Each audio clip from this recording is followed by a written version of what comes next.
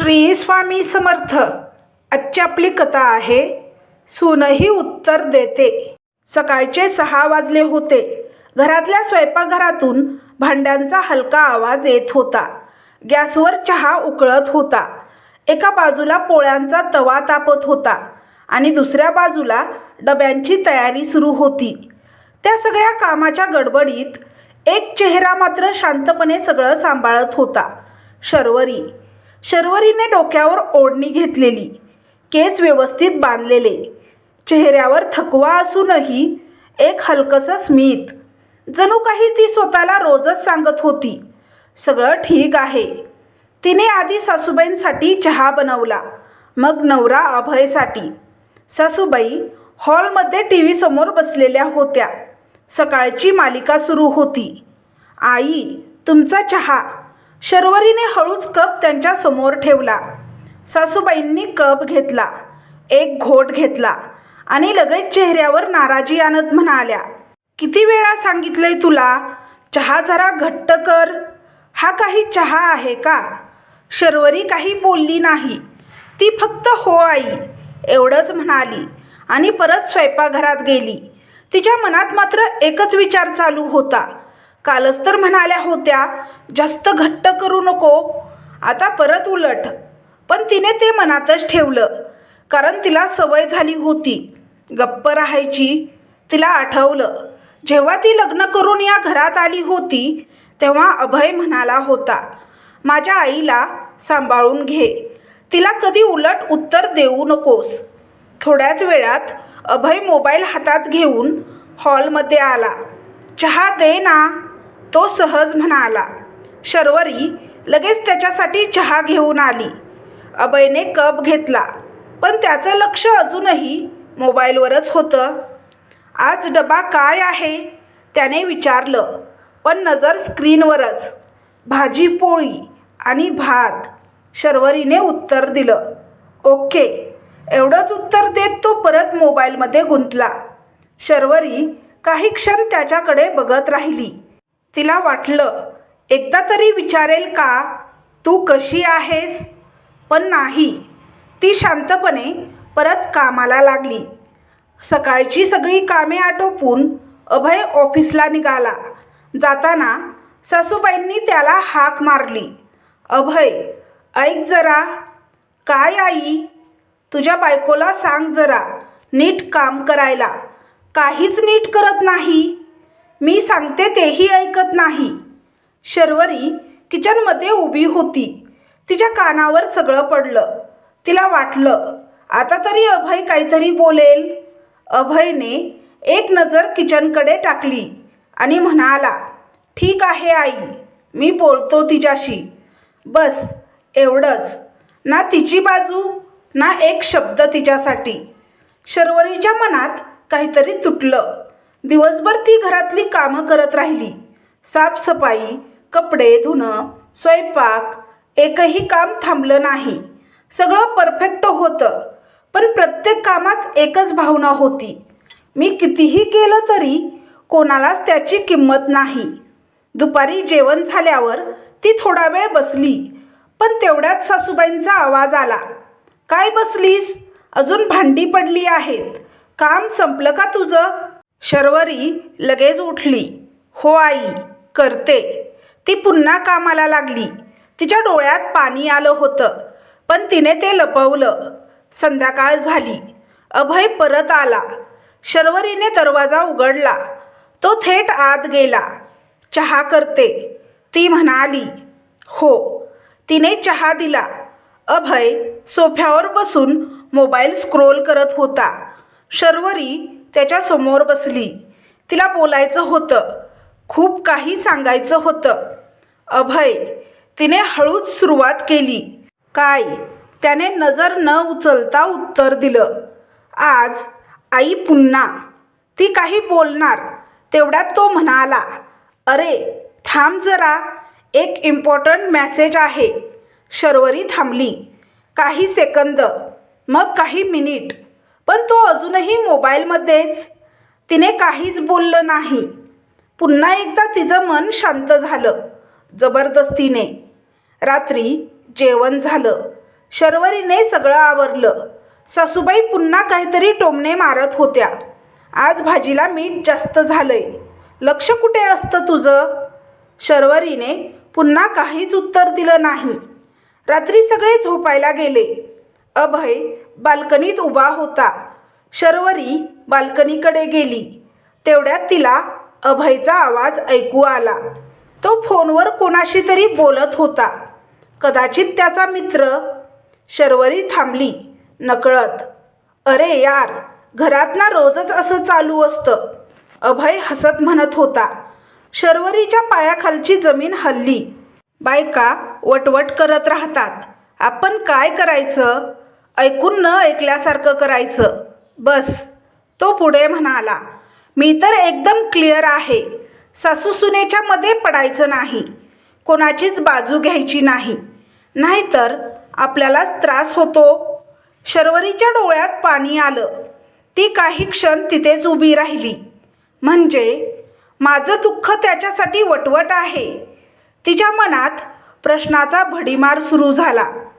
मी इतकं सगळं करते तरी त्याला काहीच वाटत नाही. मी चुकीची नसतानाही तो एक शब्द बोलू शकत नाही. मी इतकी इनसिग्निफिकंट आहे का? तिचं हृदय जोरात धडधडत होतं. ती हळूच बाथरूममध्ये गेली. नळ चालू केला आणि डोक्यावर थंड पाणी ओतलं. पाणी तिच्या चेहऱ्यावरून वाहत होतं, पण त्या पाण्यासोबत तिचं दुःख, राग, वेदना सगळं बाहेर येत होतं. ती आरशात स्वतःकडे बघत होती. तीच शर्वरी जी काही महिन्यापूर्वी हसतमुख स्वप्नांनी भरलेली होती. आणि आज एक शांत, गप्प, आतून तुटलेली स्त्री. पण त्या क्षणी काहीतरी बदललं. तिच्या डोळ्यात एक वेगळी चमक आली. तिने स्वतःशीच म्हटलं, बस आता खूप झालं. मी गप्प राहिले म्हणून सगळ्यांना वाटतं मी कमजोर आहे, पण आता नाही. तिने टॉवेलने चेहरा पुसला आणि एक खोल श्वास घेतला. त्या रात्री शर्वरी झोपली नाही. ती विचार करत होती. प्रत्येक गोष्ट आठवत होती. सासूचे टोमणे, अभयचं दुर्लक्ष, स्वतःचं सहन करणं. आणि शेवटी तिने एक निर्णय घेतला. आता मी बदलणार. आता मी गप्प बसणार नाही. सकाळ उजाडणार होती, पण यावेळी फक्त दिवस नाही, शर्वरीचं आयुष्य बदलणार होतं. सकाळचे पुन्हा तेच 6 वाजले होते, पण आज काहीतरी वेगळं होतं. स्वयंपाकघरात काम सुरू होतं, पण आज शर्वरीच्या हालचालींमध्ये एक शांत ठामपणा होता. ती नेहमीसारखी घाईघाईत, घाबरत काम करत नव्हती. आज ती निवांत होती, पण कमजोर नाही, तर निर्णय घेतलेली. तिने गॅसवर चहा ठेवला, पोळ्या लाटायला घेतल्या. पण आज एक गोष्ट बदलली होती. ती स्वतःला खुश करण्यासाठी काम करत होती, कोणाला खुश करण्यासाठी नाही. सासूबाई हॉलमध्ये बसल्या होत्या. शर्वरी, चहा झाला का अजून? त्यांनी मोठ्याने विचारलं. हो आई, होत आहे, शर्वरी शांतपणे म्हणाली. काही मिनिटांनी ती चहा घेऊन आली. सासूबाईंनी चहा घेतला, एक घोट घेतला आणि नेहमीसारखा चेहरा वाकडा करत म्हणाल्या, काही कळत नाही तुला अजूनही? किती वेळा सांगितलंय कसं करायचं ते? पण आज शर्वरी थांबली नाही, न घाबरली. ती शांतपणे म्हणाली, आई, काल तुम्हीच सांगितलं होतं की जास्त घट्ट कर, म्हणून तसं केलं. सासूबाई थोड्या चकित झाल्या, कारण आज पहिल्यांदाच शर्वरीने उत्तर दिलं होतं. अगं, मी सांगितलं म्हणून सगळं ऐकायचं का? स्वतःचं काही डोकं नाही का तुला? सासूबाई चिडून म्हणाल्या. शर्वरीने फक्त हलकंसं स्मित केलं आणि म्हणाली, डोकं आहे म्हणूनच तर चहा करून देते, पण सगळ्यांना खुश ठेवणं थोडं कठीण जातंय. हे ऐकून सासूबाईंचा पारा चढला. आता तू मला शिकवणार का? त्या रागाने म्हणाल्या. नाही आई, शिकवायचं काही नाही, फक्त सांगत होते, शर्वरी शांतपणे म्हणाली आणि परत किचनमध्ये गेली. आजचा दिवस वेगळा होता. शर्वरीने सगळी कामं केली, पण एक गोष्ट बदलली होती. ती एक्स्ट्रा कामं करत नव्हती. सासूबाईंसाठी वेगळं स्पेशल काही बनवणं, त्यांच्या मागे मागे फिरणं, प्रत्येक गोष्टीत स्वतःहून पुढे येणं, हे सगळं थांबलं होतं. दुपारी सासूबाईंनी पुन्हा आवाज दिला, शर्वरी, जरा माझ्या कपाटातून साडी काढून दे. शर्वरीने उत्तर दिलं, आई, मी आता भाजी करत आहे, तुम्ही थोडं थांबू शकता का? सासूबाईंना हे अजिबात पटलं नाही. आधी सगळं सोडून माझं काम करायचीस, आता काय ॲटिट्यूड आलाय? शर्वरी शांत राहिली, पण यावेळेस ती गप्प बसली नाही. आई, आधी मी सगळं सोडून करत होते, पण त्याचा काही उपयोग नव्हता. त्यामुळे आता मला माझी पण महत्त्वाची कामं आहेत. हे ऐकून सासूबाईंच्या चेहऱ्यावर राग स्पष्ट दिसत होता. संध्याकाळी अभय घरी आला, नेहमीसारखंच मोबाईलमध्ये गुंतलेला. आई, चहा. शर्वरी कुठे आहे? तो म्हणाला. काय माहीत कुठे आहे, स्वतःहून काही करत नाही आता. सासूबाईंनी लगेच तक्रार केली. अभय थोडा गोंधळला. काय झालं? काय होणार? सकाळपासून ॲटिट्यूड दाखवते, उत्तरं देते, काम टाळते. शर्वरी किचनमध्ये उभी होती. तिला सगळं ऐकू येत होतं. ती बाहेर आली. मी काम टाळत नाहीये, फक्त सगळं एकटीने करणं थांबवलंय. अभयने पहिल्यांदाच तिच्याकडे नीट पाहिलं. काय बोलतेस तू? तो थोडा कडकपणे म्हणाला. शर्वरी शांतपणे म्हणाली, जे खरं आहे तेच बोलते. रात्री जेवणानंतर अभय त्याच्या रूममध्ये आला. शर्वरी, काय चाललंय हे सगळं? त्याने विचारलं. शर्वरी शांतपणे उभी होती. काही नाही, सगळं नॉर्मल आहे. नॉर्मल? आई म्हणते तू बदलली आहेस, तू तिची कामं करत नाहीयेस. शर्वरीने त्याच्या डोळ्यात पाहिलं. हो, बदललीये. का? अभयने विचारलं. काही क्षण शांतता होती. मग शर्वरी हळूच म्हणाली, कारण मला समजलंय की मी कितीही केलं तरी कोणालाच त्याची किंमत नाही. अभय काही बोलणार इतक्यात ती पुढे म्हणाली, आणि एक गोष्ट अजून समजली. काय? शर्वरीचा आवाज आता ठाम झाला होता. तू बायकांमध्ये पडत नाहीस ना? मग आम्ही बायका आमचं बघून घेऊ. अभय थोडा चकित झाला. काय म्हणायचंय तुला? शर्वरी पुढे म्हणाली. तू म्हणालास ना, मध्ये पडलं की त्रास होतो, म्हणून तू कुणाचीच बाजू घेत नाहीस.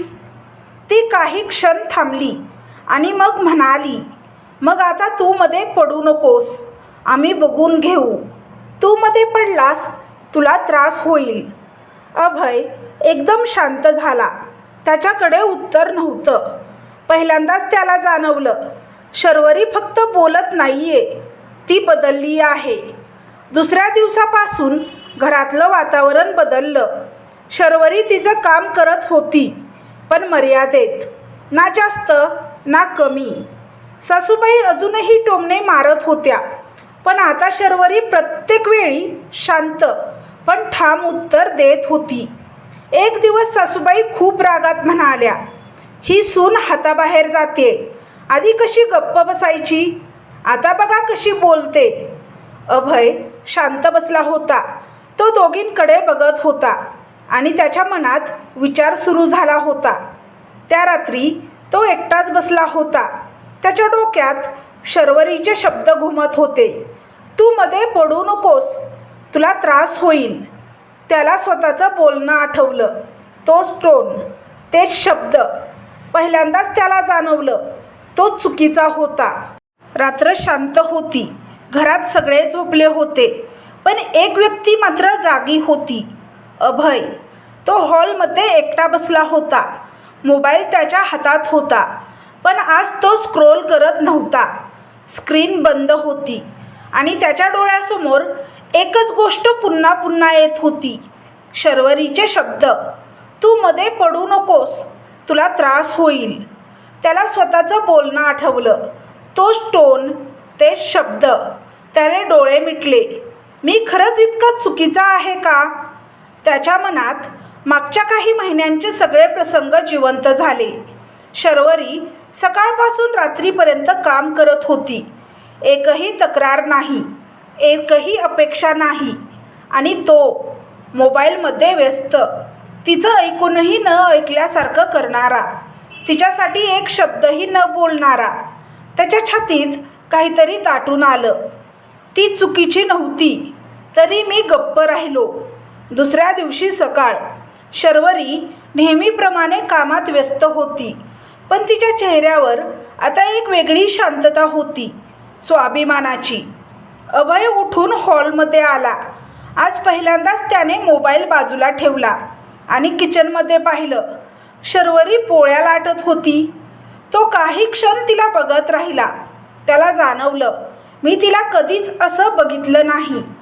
शर्वरी, त्याने हळूच हाक मारली. ती थोडी थांबली, मागे वळली. काय? अभय काही क्षण काहीच बोलला नाही. मग हळूच म्हणाला, चहा दे ना. शर्वरीने काहीच प्रतिक्रिया दिली नाही. तिने चहा केला आणि शांतपणे त्याच्या समोर ठेवला. ना हसू ना राग, फक्त डिस्टन्स. सासूबाई हॉलमध्ये आल्या. आज उशीर झाला चहाला, त्यांनी लगेच टोमणा मारला. शर्वरीने शांतपणे उत्तर दिलं, काम करत होते म्हणून थोडा उशीर झाला. सासूबाई पुन्हा काही बोलणार इतक्यात अभय अचानक म्हणाला, आई, इतकं काम एकटी करते, थोडा उशीर झाला तरी चालतो ना. घरात एकदम शांतता पसरली. शर्वरीने आश्चर्याने अभयकडे पाहिलं. सासूबाईही थोड्या थांबल्या. काय म्हणालास? त्यांनी विचारलं. अभय शांतपणे म्हणाला, मी फक्त एवढंच म्हणतोय की ती सगळं एकटी करते, थोडं समजून घे. हा पहिला क्षण होता जेव्हा अभयने शर्वरीची बाजू घेतली होती. शर्वरीच्या डोळ्यात हलकसं पाणी आलं, पण तिने काहीच बोललं नाही. दिवसभर अभय विचार करत होता. ऑफिसमध्येही त्याचं लक्ष लागत नव्हतं.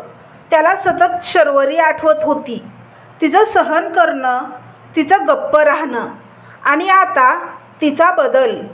संध्याकाळी तो घरी आला. आज तो थेट रूममध्ये गेला नाही, तो किचनमध्ये गेला. शर्वरी भाजी करत होती. मी मदत करू का? अभयने विचारलं. शर्वरी थोडी आश्चर्यचकित झाली. नको, मी करते. नाही खरंच, सांग काय करू? ती काही क्षण त्याच्याकडे बघत राहिली. मग हळूच म्हणाली, भाजी कापशील? हो. अभयने पहिल्यांदाच किचनमध्ये हात लावला.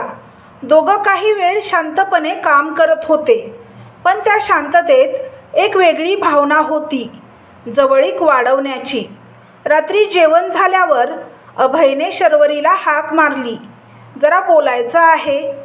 दोघं रूममध्ये गेले. काही क्षण शांतता होती. मग अभय म्हणाला, शर्वरी, सॉरी. शर्वरी थोडी चकित झाली. कशासाठी? अभयचा आवाज थरथरत होता.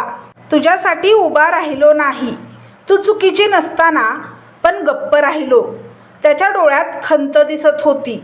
शर्वरी काही क्षण काहीच बोलली नाही. मग शांतपणे म्हणाली, मला मोठ्या गोष्टी नको होत्या अभय. फक्त एवढंच हवं होतं की कोणीतरी म्हणावं, तू चुकीची नाहीस. अभयच्या डोळ्यात पाणी आलं. मला आता समजतंय, मी खूप उशीर केला. तो पुढे म्हणाला, पण आता असं होऊ देणार नाही. मी तुझ्यासोबत आहे. शर्वरीने त्याच्याकडे पाहिलं. तिला जाणवत होतं, हा तोच अभय आहे का? दुसऱ्या दिवशी सकाळ. सासूबाई पुन्हा काहीतरी बोलणार होत्या. आज पुन्हा भाजीमध्ये मीठ जास्त झालंय. पण यावेळी अभय पुढे आला. आई, भाजी ठीक आहे आणि रोज रोज चुका काढण्यापेक्षा थोडं ॲप्रिशिएट कर ना. सासूबाई थोड्या रागात म्हणाल्या, तुला आता बायकोचंच सगळं बरोबर वाटतंय का? अभय शांतपणे म्हणाला, बरोबर चूकचा प्रश्न नाही आई. फक्त एवढंच म्हणतोय की ती खूप काही करते, त्याला किंमत दे. घरात वातावरण बदलत होतं. सासूबाई सुरुवातीला नाराज होत्या, पण हळूहळू त्यांनाही जाणवायला लागलं.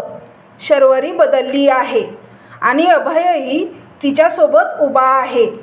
एक दिवस सासूबाईंनी स्वतःहून शर्वरीला विचारलं, आज काय बनवलं आहे? शर्वरी थोडी आश्चर्यचकित झाली. पनीर भाजी. छान दिसते, सासूबाई म्हणाल्या. हा छोटासा बदल होता, पण शर्वरीसाठी खूप मोठा होता. त्या रात्री शर्वरी बाल्कनीत उभी होती, आकाशाकडे बघत. तिच्या चेहऱ्यावर हलकसं स्मित होतं. अभय तिच्या बाजूला येऊन उभा राहिला. काय विचार करतेस? त्याने विचारलं. शर्वरी हसत म्हणाली, फक्त एवढंच की कधी कधी गप्प राहणं चुकीचं असतं. अभयही हसला. हो, आणि कधी कधी बोलणं खूप गरजेचं असतं. दोघं शांतपणे उभे होते, पण त्या शांततेत आता वेदना नव्हती. समजूत होती, साथ होती आणि प्रेम होतं. कथेचा संदेश असा आहे की स्त्री गप्प राहते म्हणून ती कमजोर नसते, पण जेव्हा ती स्वतःसाठी उभी राहते तेव्हा तिची खरी ताकद दिसते. नात्यात फक्त प्रेम नाही, तर समजूत आणि साथही तितकीच गरजेची असते. तर तुम्हाला ही कथा कशी वाटली हे कमेंट बॉक्समध्ये कमेंट करून नक्की सांगा. कथा आवडल्यास व्हिडिओला लाईक, शेअर, सबस्क्राईब करा. व्हिडिओला हाईप करा, जेणेकरून हा व्हिडिओ जास्त प्रेक्षकांपर्यंत पोहोचेल. व्हिडिओ पाहिल्याबद्दल तुमचे मनापासून धन्यवाद. श्री स्वामी समर्थ.